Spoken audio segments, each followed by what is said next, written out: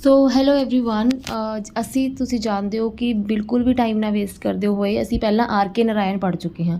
R K Narayan ਤੋਂ ਬਾਅਦ ਜਿਹੜੇ ਸਾਡੇ ਇੰਪੋਰਟੈਂਟ ਰਾਈਟਰ ਬੰਦੇ ਨੇ ਉਹ ਨੇ ਰਾਜਾ ਰਾਓ। ਠੀਕ ਹੈ, ਇਹ ਤਿੰਨ ਰਾਈਟਰਸ ਨੇ ਜਿਹੜੇ ਕਿ ਮਿਲ ਕੇ ਟ੍ਰਿਲੋਜੀ ਬਣਾਉਂਦੇ ਨੇ। ਉਹਨਾਂ ਦੇ ਵਿੱਚ ਤਿੰਨ ਰਾਈਟਰ ਜਿਹੜੇ ਮਿਲ ਕੇ ਟ੍ਰਿਲੋਜੀ ਬਣਾਉਂਦੇ ਨੇ ਉਹ ਨੇ ਆਪਣੇ ਆਰ ਕੇ ਨਾਰਾਇਣ। ਇੱਕ ਤਾਂ ਆਰ ਕੇ ਨਾਰਾਇਣ ਉਹਦੇ ਵਿੱਚ ਇਨਕਲੂਡ ਹੋਣਗੇ। ਠੀਕ ਹੈ, ਆਰ ਕੇ ਨਾਰਾਇਣ, ਦੈਨ ਰਾਜਾ ਰਾਓ, ਦੈਨ ਮੁਲਕ ਰਾਜ ਆਨੰਦ।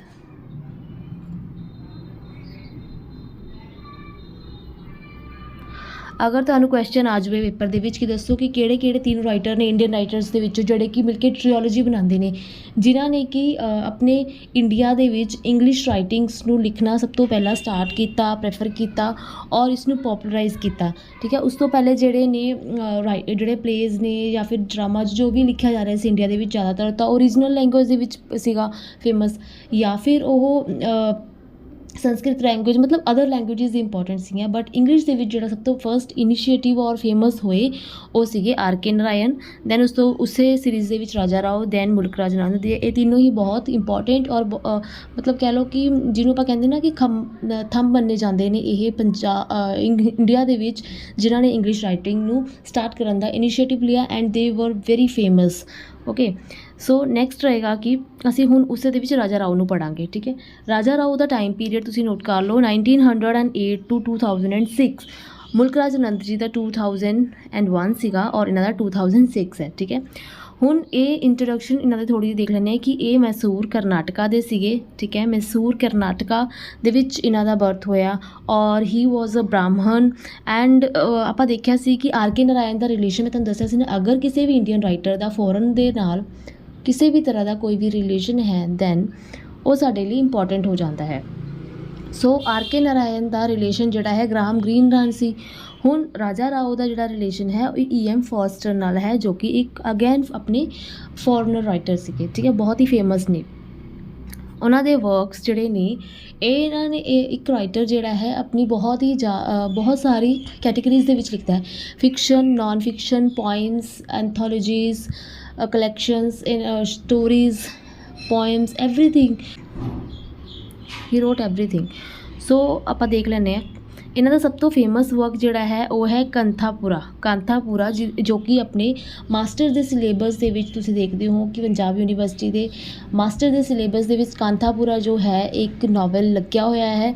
ਠੀਕ ਹੈ, ਔਰ ਇਸ ਦਾ ਪੀਰੀਅਡ ਹੈ 1938, ਪਬਲੀਕੇਸ਼ਨ ਈਅਰ ਹੈ 1938। ਹੁਣ ਕਾਂਥਾਪੁਰਾ ਬਹੁਤ ਹੀ ਫੇਮਸ ਹੈ।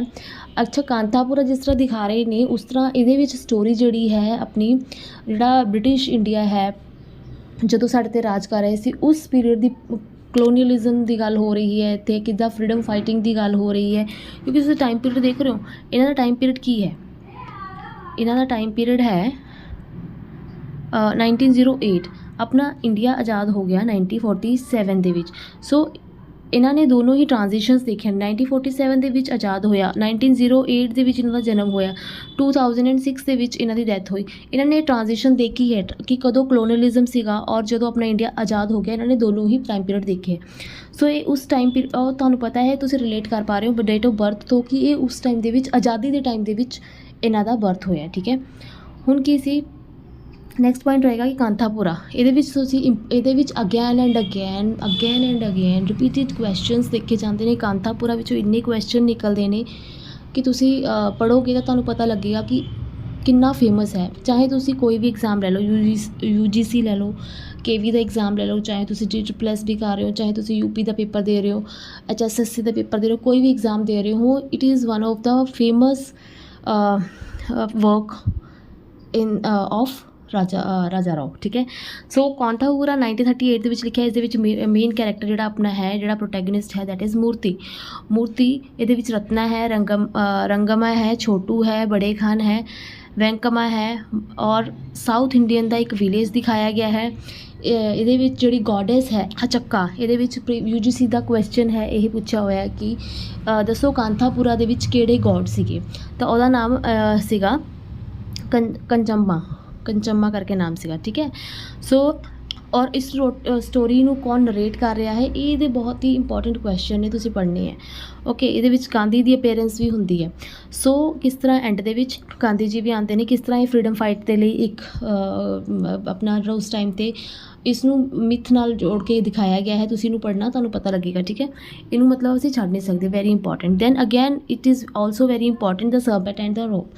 ਸੋ serpent and the rope is 1960 ਦੇ ਵਿੱਚ ਲਿਖਿਆ ਗਿਆ ਹੈ। ਇਹਨੂੰ ਇਸ ਦਾ ਮਾਸਟਰਪੀਸ ਕਿਹਾ ਜਾਂਦਾ ਹੈ। ਇਹਨੂੰ ਕਿਹਾ ਜਾਂਦਾ ਹੈ ਕਿ ਇਹ ਸੈਮੀ ਆਟੋਬਾਇਓਗ੍ਰਾਫੀ ਹੈ, ਠੀਕ ਹੈ। ਇਹਦੇ ਵਿੱਚ ਇਹਨਾਂ ਦੇ ਆਟੋਬਾਇਓਗ੍ਰਾਫੀਕਲ ਇਵੈਂਟ ਦਿਖਾਏ ਗਏ ਨੇ। ਕਿਸ ਤਰ੍ਹਾਂ ਇਹਨਾਂ ਨੇ ਰਾਜਾ ਰਾਓ ਨੇ, ਇਹਨਾਂ ਦੀ ਮੈਰਿਜਸ ਹੋਈਆਂ ਸੀਗੀਆਂ ਦੋ। ਪਹਿਲਾਂ ਤਾਂ ਇਹਨਾਂ ਨੇ ਫਰਾਂਸ ਦੇ ਵਿੱਚ ਇੱਕ ਮੈਰਿਜ ਕੀਤੀ ਸੀ, ਤਾਂ ਉਹਨਾਂ ਦੀ ਬ੍ਰੇਕਡਾਊਨ ਦੇ ਉੱਤੇ ਉਹਨਾਂ ਦੀ ਬ੍ਰੇਕਡਾਊਨ ਜਿਹੜੀ ਸੀ, ਫਸਟ ਮੈਰਿਜ ਦੀ ਜਿਹੜੀ ਬ੍ਰੇਕਡਾਊਨ ਹੋਈ ਸੀ, ਉਹਦੇ ਉੱਤੇ ਹੀ ਇਹ ਉਸ ਦੇ ਨਾਲ ਹੀ ਰਿਲੇਟਡ ਹੈ। ਇਸ ਦੇ ਵਿੱਚ ਉਹ ਆਪਣੀ ਜਿਹੜੀ ਆਟੋਗ੍ਰਾਫੀ ਹੈ through the character of Rama and ਮੈਂਡਲੀਵੇ, ਇਹ ਦੋਨੋਂ ਹੀ ਇੰਪੋਰਟੈਂਟ ਨਾਮ ਨੇ। Through the character of Rama and ਮੈਂਡਲੀਵੇ ਜਿਹੜੀ ਹੈ, ਇਹ ਦੋਨਾਂ ਦੀ ਮੈਰਿਜ ਹੁੰਦੀ ਹੈ। ਫਿਰ ਉਸ ਤੋਂ ਬਾਅਦ ਉਹਨਾਂ ਦੀ ਸੈਪਰੇਸ਼ਨ ਹੁੰਦੀ ਕਿਸ ਤਰ੍ਹਾਂ, ਔਰ ਫਿਰ ਉਹਨਾਂ ਦੀ ਕਿਸ ਤਰ੍ਹਾਂ ਸਵਿਤਰੀ ਨਾਲ ਮੈਰਿਜ ਹੋ ਜਾਂਦੀ ਹੈ। ਤਾਂ ਇਹਨਾਂ ਦੀ ਆਪਣੀ ਸਟੋਰੀ ਹੈ। ਤੁਸੀਂ ਇਹਨਾਂ ਦਾ ਬੈਕਗਰਾਊਂਡ ਜਦੋਂ ਦੇਖੋਗੇ ਤੁਹਾਨੂੰ ਪਤਾ ਲੱਗੇਗਾ ਕਿ ਇਹਨਾਂ ਦੀ ਦੋ ਮੈਰਿਜਸ ਹੋਈਆਂ ਸੀਗੀਆਂ, ਠੀਕ ਹੈ। ਪਹਿਲਾਂ ਇਹਨਾਂ ਨੇ ਫਰਾਂਸ ਦੇ ਵਿੱਚ ਇੱਕ ਮੈਰਿਜ ਕੀਤੀ, ਅਗੇਨ ਇਹਨਾਂ ਨੇ ਦੁਬਾਰਾ ਵੀ ਮੈਰਿਜ ਕੀਤੀ ਸੀ। ਸੋ ਉਸ ਤੋਂ ਬਾਅਦ ਹੈ cat and the Shakespeare. Cat and the Shakespeare ਤੁਹਾਨੂੰ ਮੈਂ ਜਿੱਦਾਂ ਕਿ ਪਹਿਲਾਂ ਵੀ ਪਹਿਲੀ ਵਾਲੀ ਵੀਡੀਓ 'ਚ ਦੱਸਿਆ ਹੋਇਆ ਹੈ ਕਿ ਜਦੋਂ ਅਸੀਂ ਕਿਸੇ ਵੀ ਵਰਕ ਨੂੰ ਪੜ੍ਹਦੇ ਹਾਂ ਤਾਂ ਅਗਰ ਉਹਦਾ ਫੁੱਲ ਟਾਈਟਲ ਅੱਗੇ ਵੀ ਕੁਛ ਦਿੱਤਾ ਹੋਇਆ ਹੈ ਤਾਂ ਉਹ ਸਾਡੇ ਲਈ ਬਹੁਤ ਇੰਪੋਰਟੈਂਟ ਹੋ ਜਾਂਦਾ ਹੈ, ਕਿਉਂਕਿ ਕੁਐਸਚਨ ਇੱਥੋਂ ਬਣਦਾ ਹੈ ਕਿ ਕੇਟ ਐਂਡ ਦਾ ਸ਼ੇਕਸਪੀਅਰ ਹੈ, ਦੱਸੋ ਇਹਦਾ ਸਬ ਟਾਈਟਲ ਕੀ ਹੈ, ਠੀਕ ਹੈ। ਜਿਵੇਂ ਕਿ ਆਈ ਥਿੰਕ ਇਹ ਪਿਛਲੇ ਪ੍ਰੀਵੀਅਸ ਈਅਰ ਕੁਐਸਚਨਸ ਦੇ ਵਿੱਚ ਇੱਕ ਕੁਐਸਚਨ ਹੈ ਕਿ ਉਹਦੇ ਵਿੱਚ ਇੱਕ ਵਰਕ ਦਿੱਤਾ ਗਿਆ ਸੀਗਾ, ਆਈ ਥਿੰਕ ਹੈਨਰੀ ਫੀਲਡਿੰਗ ਜਾਂ ਰਿਚਰਡਸਨ ਦਾ ਕਿਸੇ ਦਾ ਵਰਕ ਸੀਗਾ। ਫਿਰ ਉਹਦੇ ਵਿੱਚ ਪੁੱਛਿਆ ਗਿਆ ਸੀ ਕਿ ਦੱਸੋ ਇਹਦਾ ਸਬ ਟਾਈਟਲ ਕੀ ਹੈ, ਤਾਂ ਉਹਦਾ ਸਬ ਟਾਈਟਲ ਸੀਗਾ ਪੂਅਰ ਵੀਮਨ। ਹੈਨਰੀ ਫੀਲਡਿੰਗ ਦਾ ਆਈ ਥਿੰਕ ਵਰਕ ਸੀ। ਸੋ ਇਹ ਕੁਐਸਚਨ ਇਸ ਤਰ੍ਹਾਂ ਪੁੱਛੇ ਜਾਂਦੇ ਨੇ। ਓਕੇ, ਦੈਨ ਹੈ ਕਿ ਜਿਹੜਾ ਕੇਟ ਐਂਡ ਦਾ ਸ਼ੇਕਸਪੀਅਰ ਹੈ ਇੱਕ ਕਾਮੇਡੀ ਹੈ। ਇਹ ਕਿਸ ਤਰ੍ਹਾਂ ਦੀ ਕਾਮੇਡੀ ਹੈ, ਇੱਕ ਫਿਲੋਸੋਫੀਕਲ ਕਾਮੇਡੀ ਹੈ, ਔਰ ਇਹਦੇ ਵਿੱਚ ਰਾਮਾ ਕ੍ਰਿਸ਼ਨਾ ਔਰ ਸ਼ਾਂਤਾ ਦੇ ਲਵ ਨੂੰ ਦਿਖਾਇਆ ਗਿਆ ਹੈ। ਸੋ ਇਹਨਾਂ ਦੇ ਜ਼ਿਆਦਾਤਰ ਜਿਹੜੇ ਨਾਵਲਸ ਨੇ ਆਪਾਂ ਦੇਖਦੇ ਹਾਂ, ਜਿਹੜੇ ਵੀ ਵਰਕਸ ਨੇ ਇਹਨਾਂ ਦੇ, ਉਹਨਾਂ ਦੇ ਵਿੱਚ ਜ਼ਿਆਦਾਤਰ ਜੋ ਐਲੀਮੈਂਟ ਦਿਖਾਇਆ ਗਿਆ ਹੈ ਲਵ, ਸੈਪਰੇਸ਼ਨ, ਇਸ ਤਰ੍ਹਾਂ ਦਾ ਐਲੀਮੈਂਟ ਜ਼ਿਆਦਾ ਦਿਖਾਏ ਗਏ ਨੇ, ਠੀਕ ਹੈ। ਪੋਸਟ ਇੰਡੀਪੈਂਡੈਂਸ ਇਸ ਤਰ੍ਹਾਂ ਦੇ ਐਲੀਮੈਂਟ ਆਪਾਂ ਦੇਖ ਸਕਦੇ ਹਾਂ। Okay, then policeman. The policeman is his work. Okay, Shakespeare and cat ਜਿਹੜਾ ਹੈ ਇੱਕ ਇੰਪੋਰਟੈਂਟ ਵੀ ਹੈ, ਕਿਉਂਕਿ ਤੁਸੀਂ ਦੇਖ ਰਹੇ ਹੋ ਇਹਦੇ ਵਿੱਚ ਕੈਟ ਹੈ ਔਰ ਸ਼ੇਕਸਪੀਅਰ ਹੈ, ਤਾਂ ਤੁਹਾਨੂੰ ਲੱਗਦਾ ਹੈ ਨਾ ਕਿ ਕਿਤੇ ਇਸ ਵਰਕ ਦੇ ਵਿੱਚੋਂ ਦੀ ਜਿਹੜੇ ਤੁਹਾਨੂੰ ਇੰਪੋਰਟੈਂਟ ਹੈ ਕਿ ਦੱਸੋ ਸ਼ੇਕਸਪੀਅਰ ਕਿਸ ਨੂੰ ਰਿਪਰੈਜ਼ੈਂਟ ਕਰ ਰਿਹਾ ਹੈ, ਕੈਟ ਕਿਸ ਨੂੰ ਰਿਪਰੈਜ਼ੈਂਟ ਕਰ ਰਿਹਾ ਹੈ। ਇਹਦੇ ਵਿੱਚ ਥੋੜ੍ਹੀ ਜਿਹੀ ਆਪਣੇ ਵੱਲੋਂ ਸਰਚ ਜ਼ਰੂਰ ਕਰਨਾ ਕਿ ਇਸ ਦਾ ਕੀ ਮੈਟਾਫਿਜ਼ੀਕਲ, ਕਿਸੇ ਚੀਜ਼ ਨੂੰ ਤਾਂ ਮੈਟਾਫਿਜ਼ੀਕਲੀ ਦਿਖਾਇਆ ਜਾ ਰਿਹਾ ਹੈ। Okay, then is comrade. इधर कॉमरेड आएगा, स्पैलिंग गलत है। कॉमरेड किरलिव है, ठीक है। वो 1976 ਦੇ ਵਿੱਚ ਆਇਆ ਸੀ। ਇਹਦੇ ਵਿੱਚ ਪਦਮਨੰਦਾ ਔਰ ਅਈਅਰ ਦੀ ਮੈਰਿਜ, ਪਦਮਨੰਦਾ ਅਈਅਰ ਦੀ ਮੈਰਿਜ ਹੁੰਦੀ ਹੈ ਜੂਨ ਦੇ ਨਾਲ। ਨਾਓ ਅਗੈਨ ਇਟ ਇਜ਼ ਵੈਰੀ ਇੰਪੋਰਟੈਂਟ। ਤੁਸੀਂ ਦੇਖ ਸਕਦੇ ਹੋ ਕਿ ਜੂਨ ਹੁਣ ਇੱਕ, ਇਹ ਆਈ ਥਿੰਕ ਮੈਂ ਕਿਤੇ ਤਾਂ ਪੜ੍ਹਿਆ ਹੈ ਕਿ ਇਹ ਪ੍ਰੀਵੀਅਸ ਈਅਰ ਕੁਐਸਚਨ ਹੈ ਕਿ ਦੱਸੋ ਜੂਨ ਕੌਣ ਹੈ, ਠੀਕ ਹੈ। ਜੂਨ ਕਿਸ ਦੇ, ਇਸ ਤਰ੍ਹਾਂ ਕੁਛ ਸੀਗਾ ਮਤਲਬ ਕੁਐਸਚਨ। ਸੋ ਜੂਨ ਜਿਹੜਾ ਹੈ ਇੰਪੋਰਟੈਂਟ ਕਰੈਕਟਰ ਹੈ, ਇਹਦੀ ਮੈਰਿਜ ਹੁੰਦੀ ਹੈ ਪਦਮਨੰਦਾ ਅਈਅਰ ਦੇ ਨਾਲ। Padmananda Iyer is very intelligent and very intelligent boy in this novel. So Rose and Other Stories, then Chessmaker and His Love in 1988. Chessmaker and His Love जो है, it is an impossible love story. It is an impossible love story between Shivam Shastri and French actress Suzanne. ये दोनों ਦਾ ਲਵ triangle ਦਿਖਾਇਆ ਗਿਆ ਹੈ, ਲਵ angle ਦਿਖਾਇਆ ਗਿਆ ਹੈ ਸ਼ਾਸਤਰੀ ਔਰ ਸੁਜ਼ੈਨ ਦਾ। It is also talks about the metaphysical love. Metaphysical means which is related to soul, okay, not physical, and self realization. Then again ਇਹਨਾਂ ਦੇ ਨੋਨ ਫਿਕਸ਼ਨਲ ਵਰਕਸ ਦੇਖ ਲੈਂਦੇ ਹਾਂ। now here the important point is what is the difference between fiction and non fiction.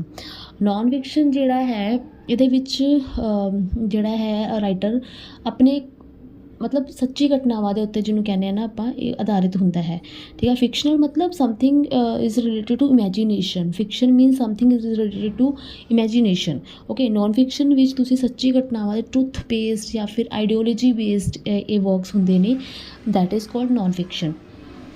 Okay, ਹੁਣ ਇਸ ਦੇ ਵਿੱਚ ਆਏਗਾ ਨੌਨ ਫਿਕਸ਼ਨ ਦੇ ਬਾਰੇ ਅਸੀਂ ਪੜ੍ਹਾਂਗੇ। ਤਾਂ ਨੌਨ ਫਿਕਸ਼ਨ ਦੇ ਵਿੱਚ ਕੀ ਸੀ, ਇਹਦੇ ਵਿੱਚ ਮੁਲਕ ਰਾਜ ਆਨੰਦ 5 ਇੰਡੀਅਨ ਰਾਈਟਰਸ ਜਿਹੜੇ ਇਹਨਾਂ ਨੇ ਵਰਕ ਲਿਖਿਆ, ਇੱਕ 5 ਇੰਡੀਅਨ ਰਾਈਟਰਸ ਇਹਨਾਂ ਨੇ ਜਿਹੜਾ ਲਿਖਿਆ ਵਰਕ 5 ਇੰਡੀਅਨ ਰਾਈਟਰਸ। ਤਾਂ 5 ਇੰਡੀਅਨ ਰਾਈਟਰਸ ਦੇ ਵਿੱਚ ਇਹਨਾਂ ਨੇ ਕੀ ਕੀਤਾ ਕਿ 5 ਤੁਸੀਂ ਹੁਣ ਇਹ ਕੁਐਸਚਨ ਬਣ ਸਕਦਾ ਹੈ, ਇਹ ਇੰਪੋਰਟੈਂਟ ਹੋ ਜਾਂਦਾ ਹੈ ਕਿ ਦੱਸੋ, ਇਹਦਾ ਪੁੱਛ ਸਕਦੇ ਨੇ ਕਿ ਦੱਸੋ ਕਿ 5 ਇੰਡੀਅਨ ਰਾਈਟਰਸ ਦੇ ਵਿੱਚੋਂ ਕਿਹੜੇ ਰਾਈਟਰਸ ਨੇ ਜਿਹੜੇ ਕਿ ਉਹਨਾਂ ਨੇ ਰਾਜਾ ਰਾਓ ਨੇ ਆਪਣੇ ਵਰਕਸ ਦੇ ਵਿੱਚ ਮੈਂਸ਼ਨ ਕੀਤੇ ਨੇ।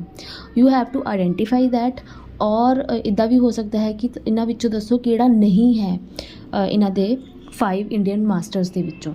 ਸੋ ਉਹਨਾਂ ਦੇ ਵਿੱਚ ਮੁਲਕ ਰਾਜ ਆਨੰਦ, ਰਵਿੰਦਰਨਾਥ ਟੈਗੋਰ, ਮੁਨਸ਼ੀ ਪ੍ਰੇਮਚੰਦ, ਰਾਜਾ ਰਾਓ, ਖੁਸ਼ਵੰਤ ਸਿੰਘ, ਇਹਨਾਂ ਨੇ ਮੈਂਸ਼ਨ ਕੀਤਾ ਹੈ। ਇਹ ਨਾਮ ਬਹੁਤ ਇੰਪੋਰਟੈਂਟ ਤੁਹਾਨੂੰ ਯਾਦ ਕਰਨੇ ਪੈਣੇ ਆ। ਦੈਨ ਇਜ਼ ਅਗਲਾ ਪੁਆਇੰਟ ਹੈ ਚੇਂਜਿੰਗ ਇੰਡੀਆ। ਚੇਂਜਿੰਗ ਅਗੇਨ ਉਹੀ ਇਹਦਾ ਸਬ ਪਾਰਟ ਆ ਦੇਖੋ, ਇਹਦਾ ਹੈ ਇਹਦਾ ਸਬ ਟਾਈਟਲ ਹੈ।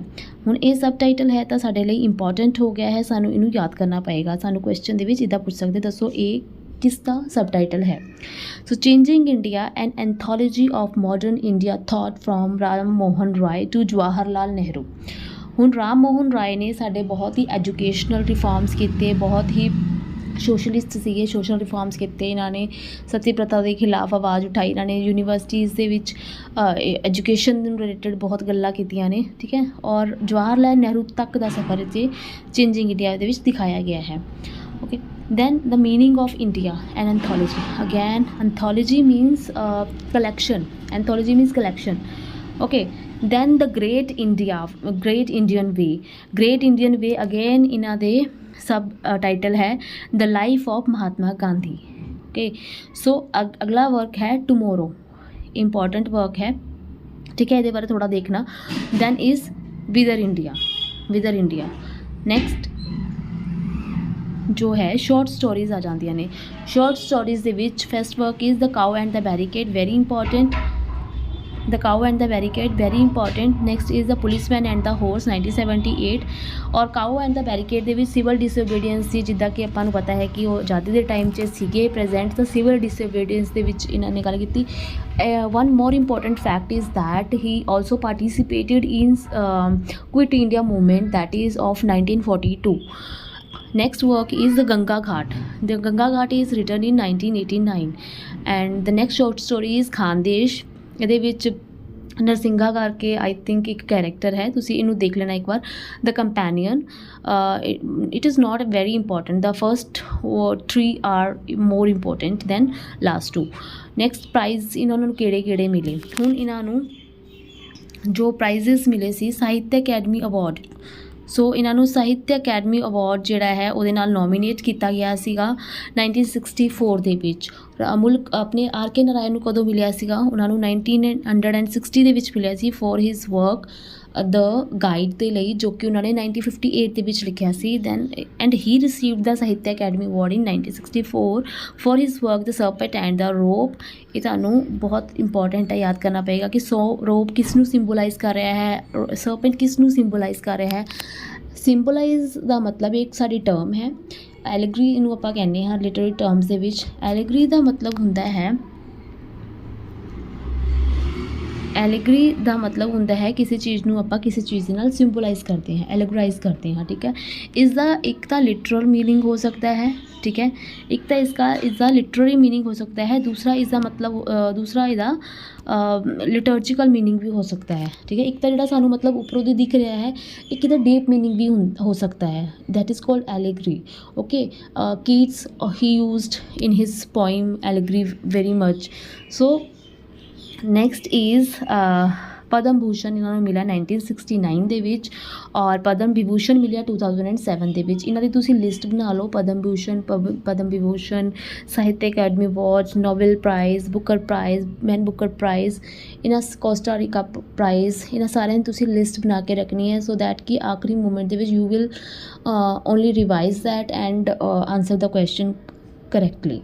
Okay, next is Neustadt international prize literature ਦੇ ਵਿੱਚ ਮਿਲਿਆ ਸੀ ਇਹਨਾਂ ਨੂੰ 1988 ਦੇ ਵਿੱਚ ਐਂਡ ਇਨ ਹਿਜ਼ ਉਹਨਾਂ ਦੇ ਨਾਮ ਦੇ ਉੱਤੇ ਵੀ ਰਾਜਾ ਰਾਓ ਅਵਾਰਡ ਜਿਹੜਾ ਹੈ ਦੇਣ ਦੀ ਸ਼ੁਰੂਆਤ ਕੀਤੀ ਗਈ, ਦੈਟ ਇਜ਼ ਔਨ 2000 ਦੇ ਵਿੱਚ, ਠੀਕ ਹੈ।